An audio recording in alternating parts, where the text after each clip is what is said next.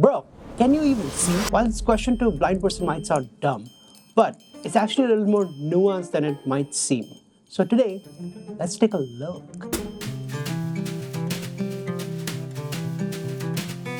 Hey, my name is Ishan and welcome to another episode of Blind Point of View. This question, can you even see, is one of the most commonly asked questions, though it's usually asked in different ways. Like, hey, do you see anything at all? Like, you probably can see a little bit, right? But the answer to this is a little more nuanced. What does the word blind even mean? Well, there is a legal definition of the word blind. In the United States, if you have under 20/200 vision, you're considered blind. Or if you have less than 10% in your field of view. This is called acuity. In acuity, 20/200 means that what would be visible to a normal person at 200 feet is visible to this person only at 20 feet. That's quite a massive difference. And well, you might be a little familiar with field of view these days thanks to things like the Meta Ray-Bans or the Snapchat glasses or the Apple Vision Pro. But field of view is the angle at which you can see, and normally for an average human this is 210 degrees. So to be legally blind it needs to be less than 10 degrees. This is really tiny. It's like this much. But I said something there. The legal definition of blindness in the US. So what is this mess? Well, the WHO has its own standards that most of the world follows. There are different levels of being blind. So I want to walk you through the 4 different levels of visual impairment that exist. Well, the first one is low vision.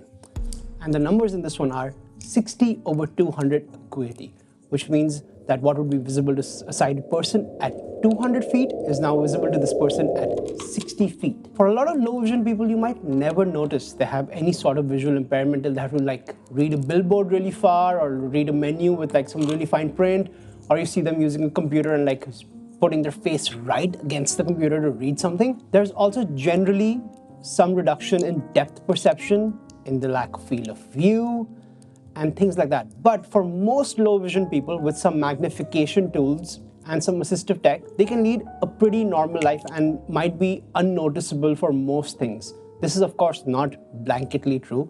There are some drastic forms of low vision depending on your field of view, because if it's really tiny plus you have like a lack of acuity, it can impact your life pretty drastically. But in general, for most low vision people, I've met some, they manage to live quite a chill life. The important thing to remember is that all of these numbers I'm about to throw and all of these conditions, these have to happen after corrective lenses or surgery have been applied.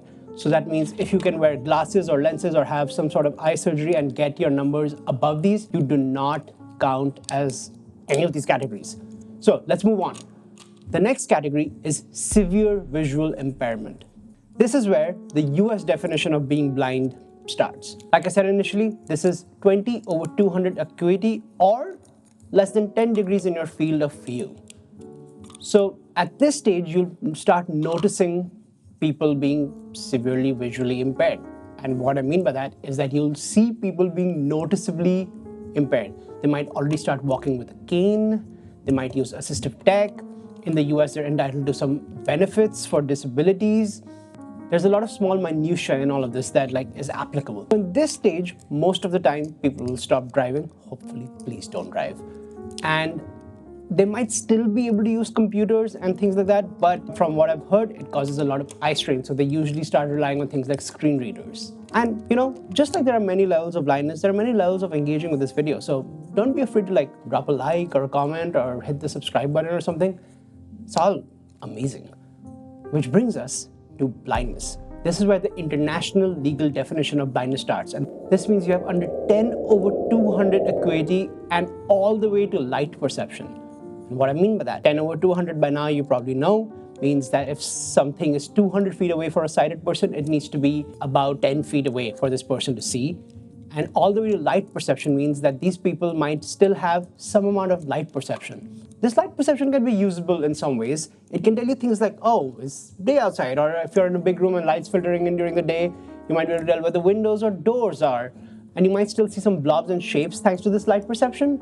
So things like that can be helpful. Fun fact, the dark glasses you see most blind people wear don't only hide some cosmetic damages that happen because a lot of blindness is caused by trauma, but also have this rim that covers the face to block light perception, because believe it or not, a lot of blind people actually find the light perception annoying, because you might be just walking and all of a sudden like a bang of light might come onto your eyes. And that brings me to the last stage of blindness, which is total blindness, where you have no light perception.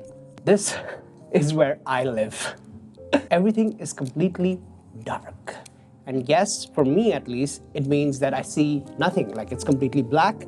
And when I was a kid and I could see, I used to close my eyes and look at the sun, and there would be this red film that would come over my eyes. Even that doesn't happen anymore. I can't tell if it's day or night outside. I can't tell colors apart. I don't see any blobs or shapes. It's completely dark. And I did go blind in a car accident. So this means I used to see up till the age of almost 20, which in a lot of nice ways means I have the concept of something that some blind people who've been blind from birth never have. Like things like color. I know what all the different colors look like.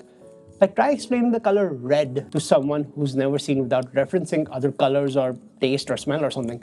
It's almost impossible. Like you can give them the scientific definition of like wavelengths or something like that, but it doesn't really cut it, right? Like what does red mean? Like they'll never know like the emotional response of like red in the world, or things like waves, or like mountains look like, or what giant trees look like, because some of those things are just visual, and getting a scale for those kind of things without any visual perception is hard. I'm sure someone's done a better job of giving that to blind people, but it's hard nonetheless. The final point I want to make in this video is, if you've noticed, I've been using two terms here: blind and visually impaired. For some reason in the last few years, the word blind has almost become politically incorrect, and people say visually impaired. I personally am visually impaired, but I'm also blind as and that's okay. That's really okay. Blind is just a word. If we make the word derogatory by avoiding it and dancing around it, it will be derogatory, because words do have power. And I don't think blind needs to be a bad word. It's just a fact. It's literally a legal definition of things. And yes, this can get muddy, but we don't need to make blind a bad word. If you know someone personally who has a problem with the word blind, sure, you should call them visually impaired. But in general, as a practice, I do not think the word blind should start to get scrubbed from places, because there's nuance to all of these things, and we should just let the word be a word. But remember, next time you ask someone, hey, can you see anything at all? The answer might be a little more nuanced than you think. Blindness is a spectrum, subscribing is a great choice, and liking and commenting on this video is an even better one. Until the next blind point of view, peace.